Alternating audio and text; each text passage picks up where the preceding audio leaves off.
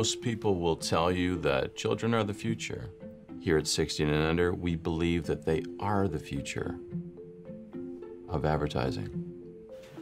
This is the first agency in the world dedicated to marketing food and beverages to children, and only to children. Our research showed that their brains aren't fully developed yet. You'd think this would make our job harder. It actually made it a lot easier. The way we see it, sugar is like a drug for kids these days. I mean, they are basically addicted to this stuff, which is great because our products are pretty much selling themselves. The first step of marketing to kids is understanding their behavior, so we spend a lot of time up front doing field research. If you want results, you need a strong reaction from consumers. Which one sounds the most yummy?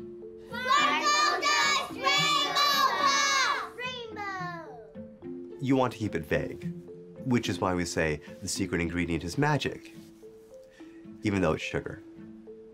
Music takes everything to the next level. That's why we have a resident DJ who specializes in jingles. Jingles? Oh, we call them brand bangers. Yeah, the kids want to hear a smash, like this.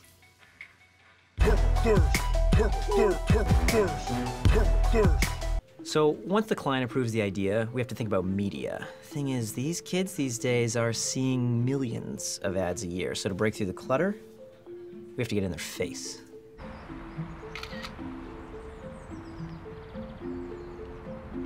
Does it work? Absolutely. We've had kids asking for our brands before they're even potty trained. It's called persuasion power, and this agency runs on it. As you can see, when kids behave, it's sleepy, but when they act like monsters, that's when the magic happens. Well, the great thing about children is that there are new ones born every day.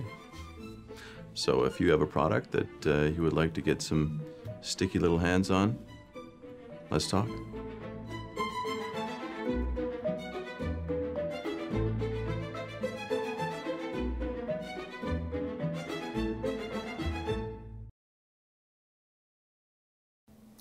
Does it ever seem to you that the marketing of food to kids has a sinister aura?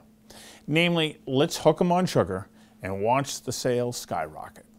Once you have them addicted, they're a client for life. Well, you're right. That is what's happening. And marketers are doing it intentionally. Sugar, sugar, sugar all the time. And it has devastating lifelong health effects on children. Heart and Stroke Canada wants the federal government to enact legislation that will put an end to the marketing of sugar-rich, highly processed junk foods to kids. They believe that marketing to kids is targeting a highly susceptible demographic, and they believe marketers should pick on someone their own size. Of particular concern is a bombardment technique that leads to a thing we discuss called the Nag Factor. What's fueling the Nag Factor? Well, it's endless advertising. Advertising the Stop Marketing to Kids Coalition says has to be outlawed. We asked Mark Collison of Heart and Stroke to join us for a conversation that matters about how the marketing of food to kids is affecting their lifelong health. Conversations That Matter is a partner program for the Center for Dialogue at Simon Fraser University. The production of this program is made possible thanks to the support of the following and viewers like you. Welcome. Thank you. We're at a really interesting time in the sort of the evolution of food, the way that it's made, so much of it prepackaged, but then more importantly about how it is marketed to children. And you, working with Heart and Stroke, at Heart and Stroke, want to change the landscape that all of that operates under. How come? Well, I mean, there's a lot of reasons, but I would say that we've hit a point now, Stuart, where essentially we're absolutely bombarding our children and youth with marketing. Mm-hmm. We're actually marketing them to death. And we know that 90% of what's being marketed to kids are unhealthy in that they're high in sugar, salt, and fat. And it's time to stop that. Well, and they're processed foods, right? And they're processed foods, exactly. With the difference being between processed food, many things are processed, just lightly processed, you know, even chopping up vegetables in the supermarket or packaging meat, that's processed, but it's the ultra-processed food is that we really have to stay away from, because it's basically a derivation of different formulas and additives. And when you look at the end point, there's barely any intact food in that. It's a lot of chemicals, and it's really not good for you. So you feel full, and you feel like you're getting food, but it's not really. No, it's not. You're not getting the nutrients that your body needs. And it's setting up all sorts of chronic diseases, metabolic syndrome, and things that we haven't seen. We're seeing kids now in their early teens, late teens, with type 2 adult onset diabetes. This is unprecedented. We're not seeing those kinds of diseases. And that's because the food is driving them into that spike collapse process of an increase in blood sugar, and then the insulin gets released, and they just get into that vicious cycle. Exactly. Higher blood pressure, higher cholesterol, higher blood sugars, all in our youth now.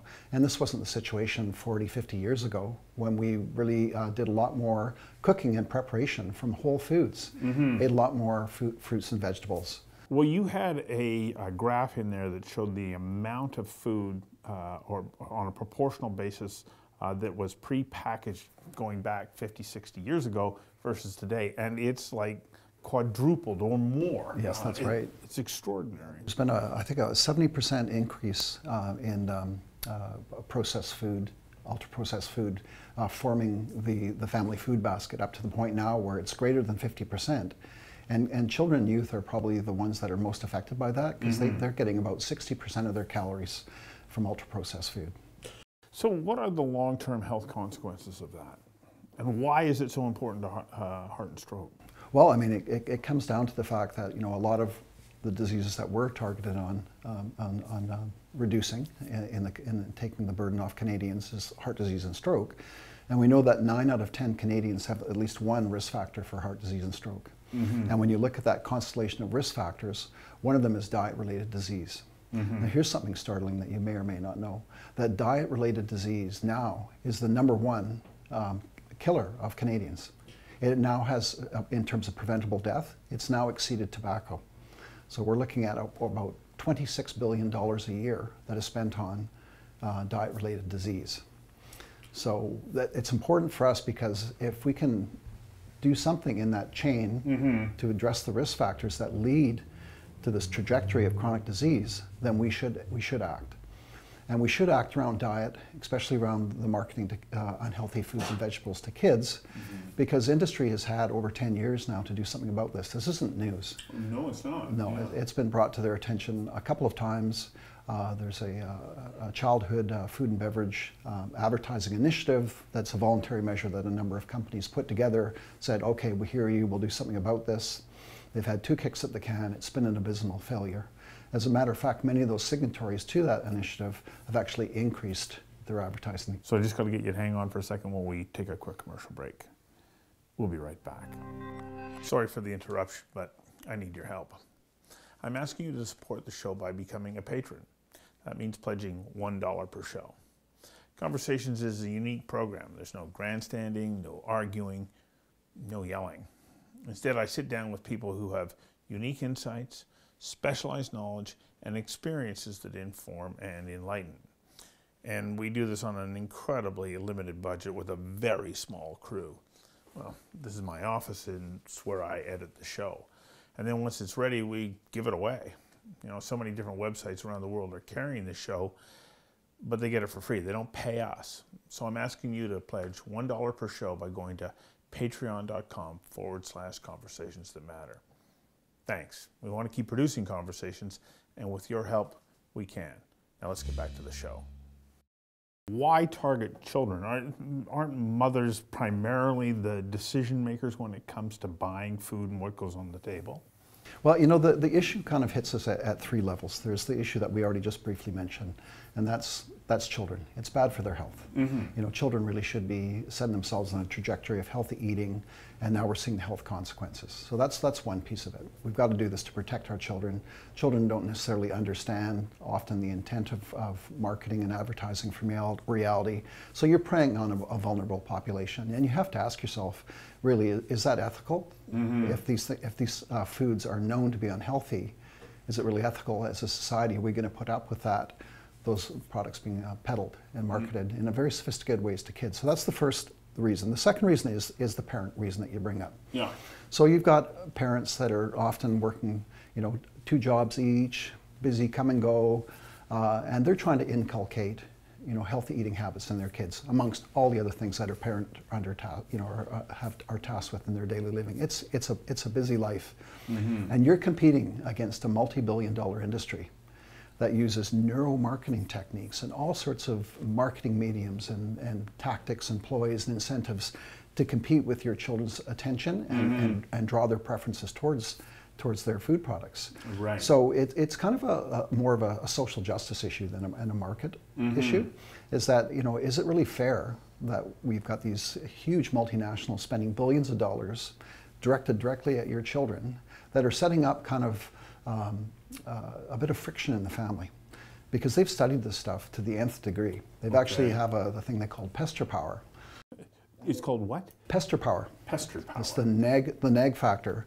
And they've actually done studies that they've come to the conclusion that at the 13th time when the mother's in the supermarket after work shopping with their kids, and the kid is in the cart and they're in the cereal aisle and she's picking up some muesli or granola or whatever it might be, healthier options, and all the other sugary cereals are right there, the kids will keep pestering and pestering, pestering, and they figured out that it's the 13th time that the kid asks for that finally the parent will concede and say, okay, you can have it.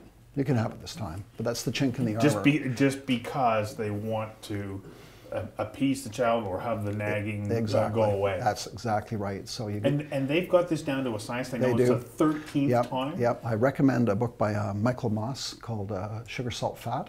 And he's an investigative reporter, and he delves deeply into this whole thing around the food and the science behind it. And there's all things like, the Nag Factor, the pester power, the bliss point, where they actually do research on kids to see where, at the point in that kind of curve, do you actually hit kind of oblivion, or the absolute sweet spot in terms of the amount of sugar or fat you put in food. So you almost hit the very ultimate point, then you back it off a bit because it leaves you wanting a bit more.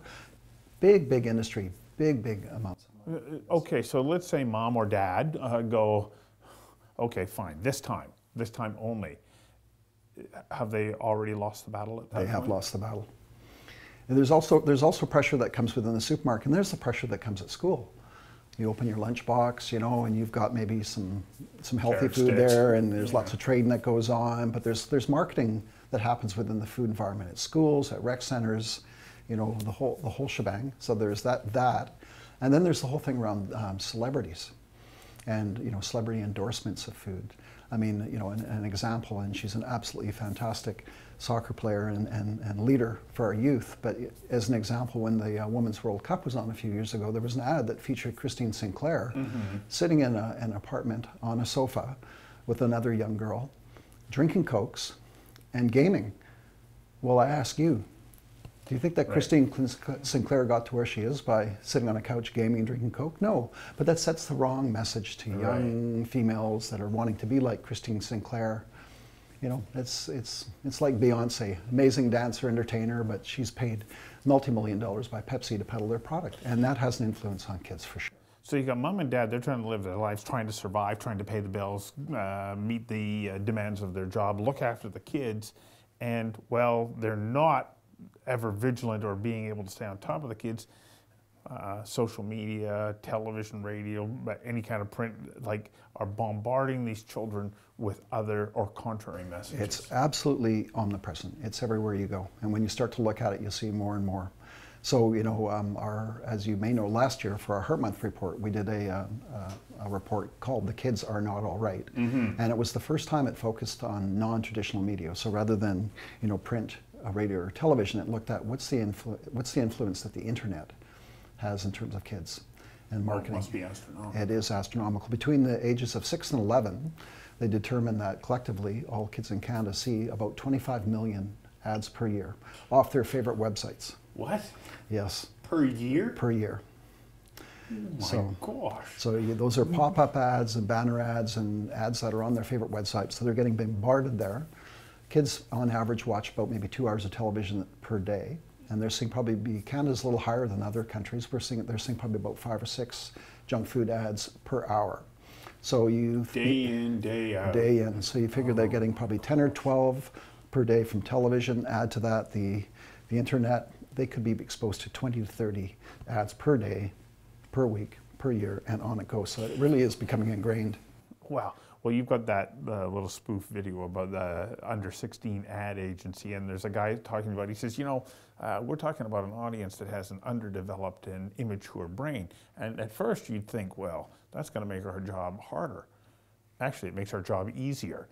And because they don't have the ability to discern the value of that information, they're just getting overwhelmed. Exactly. Young kids can't discern between the advertising and the content of the shows. And then when they get to be maybe between 9 and 12, they can, but they don't really understand the intent of marketing, and it's to try and hook them and get them as lifelong customers. And then what we're also seeing is that teens are also susceptible, even though their brains are more developed. They go through puberty and that hormonal changes.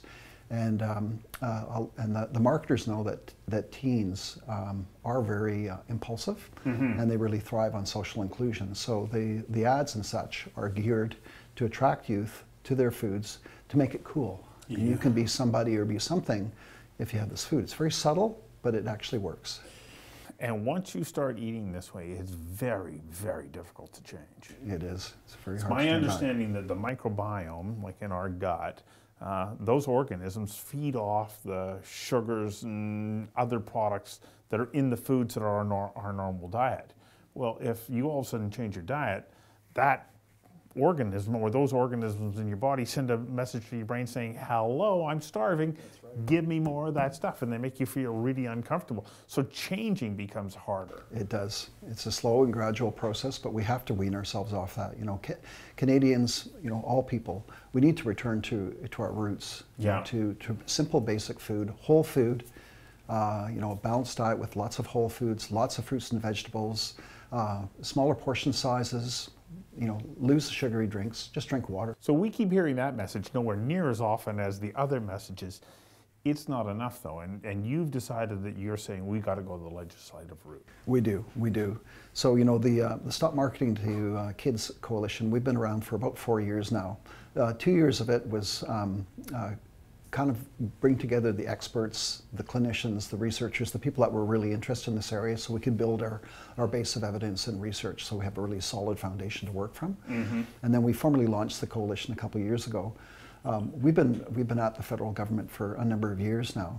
Under the previous federal government, under the watch of Stephen Harper, there wasn't much interest in the nutrition file. There wasn't? No, we were quite disappointed in... Even though there is a direct financial cost to health expenses. Absolutely, absolutely. We said it earlier. You know, diet-related diseases. You know, costing the Canadian taxpayers $26 million a year. But you know, for whatever reason, there was some feeling that industry could self-regulate. This would happen on its own. You know, even the reductions of sodium in the food. There was a task force set up to slowly titrate down the amount of sodium that Canadians eat. That was kind of put on hold. Even trans fat, which are known killers that you know, increase the bad cholesterol and actually reduce the good cholesterol, they're still present in many foods. So under the new government, the new Liberal government, they've really embraced health eating, and they actually have what they're calling the healthy eating strategy, and it's kind of a 4-part project. So one of it is actually starting to reduce the amount of sodium that we eat, which is way too much, and also has its health consequences. They've actually moved now to eliminate trans fat entirely from the food supply in Canada, which is a really great thing, right? So they're doing revisions to the Canada Food Guide, updating it, and you know, focusing more on whole foods and balanced foods, and making it a little bit more accessible and understandable to Canadians. They just recently had last week a really great announcement around front of pack nutrition labeling. So you're going to see in the coming years on the front of packaged foods a little magnifying glass, which will draw your attention to products that are high in sugar, salt. So what does that proposed legislation look like? Essentially what that bill is calling for is restricting the marketing of unhealthy food and beverages to children under the age of 13. This is really a public health initiative. I mean, you know, public health is there to protect people in society, and especially protect people that are most vulnerable. And you know, if everything was well and there wasn't this, you know, behemoth industry that's really mostly concerned about profits and not people's health, doing this excessive marketing to kids, then we wouldn't need this. We have to step in now. We've got to break this trajectory of chronic disease in Canada, or our whole healthcare system that we cherish is going to come down. And you know, this is not the panacea to obesity or to chronic disease, but it is a really important step, and it's a very cost-effective step. It's, you know, the World Health Organization has recognized that the introduction of such things as regulation, legislation around restricting marketing of kids is probably the most cost-effective intervention government can do, and it could actually reduce the incidence of obesity by 14 to 33% in and of itself. Well, and then I guess one of the other great elements of once you have the legislative framework in place, you can start to refine what those regulations are as you see other issues pop up and you go, okay, we can tweak this by a rule change. And then that forces the hand of industry, doesn't it? Exactly. So the bill that I just mentioned that the government's putting through, and it's Bill S228, it's a great bill, and we're happy with it. But the coalition were a little bit more idealist, and what we really wanted to see was that age restriction to be 16 and under. We wanted to see some protection for teenagers and adolescents as well. As I mentioned earlier, the impulsivity thing. These kids are really targeted by industry because they have a bit more discretionary spending. They're pulling out underneath the control of their parents, and so marketers will really, really go at that group, especially for sugary drinks. So the coalition, we wanted to see 16 and under as the cutoff. The government, though, chose to go with 13 and under because that's what they have in Quebec. And we have a kind of a virtual experiment happening here right in Canada around this already, because in the 1980s, the Quebec legislature introduced a bill under the Consumer Protection Act that does exactly that. But rather than restrict food and beverage to kids, it restricts all marketing to kids. It just says, let kids be kids. And let these big marketing machines, leave them alone, pick on someone your own age. Your own size. Yeah, exactly. So they've banned all. So, you know, the technology, everything, and they've just let the parents do their job and let the kids get on with it. Yeah. So the government, I think when they looked at the 16 and under and the 13 and under, they thought that the Quebec legislation has withstood a charter challenge. Yeah. And so they said, let's start there. But let's keep a close eye on what's happening as a result of that bill to teenagers, and if we see that marketers and the food and beverage industry is putting disproportional amounts of resources and funding into targeting teens, then we need to address that. So they put in a review period. Well, and the good thing about that then is it just becomes a regulation change rather than a legislative change. Exactly, exactly. Let's make Canada the healthiest that we can be. Couldn't agree more. Thank you very much for doing this. Thank you, Stuart.